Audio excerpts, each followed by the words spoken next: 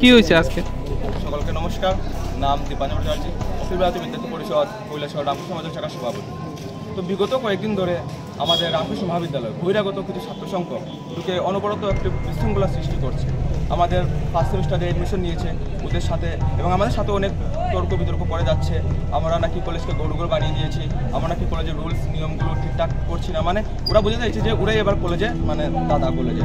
ও বলছে যে আমি কলেজের বাপ নাকি, এরকম একটা বিশৃঙ্খলা তৈরি করছে। বিগত অনেকদিন ধরেই আমাদের দেখতে পাচ্ছি। আমরা কলেজ কর্তৃপক্ষের কাছে এটা জানিয়েছি এই বিষয় নিয়ে, কিন্তু কলেজ কর্তৃপক্ষ ভূমিকা এখানে একদমই পাওয়া যায়নি। তাই আমরা আজ এই বিষয়টাকে নিয়ে, এই বিষয়টাকে গুরুত্বপূর্ণ বিষয়, তাই আমরা এই বিষয়টাকে নিয়ে আজ একটি প্রিন্সিপাল স্যারের কাছে মেমোরান্ডাম দিয়ে দেবো। আমরা তার প্রস্তুতি নিচ্ছি। আজকে যারা বাইরে থেকে এসেছিল আউটড্রেসে, তাদের চিনতে পেরেছে বা কোন সংগঠনের কি তারা? না, তারা বহিরাগত। আমাদের সংগঠনে তারা টোটালি বহিরাগত। তাদেরকে মানে কি বলবো, ওরা বহিরাগত, আমাদের সংগঠনে নেই তারা।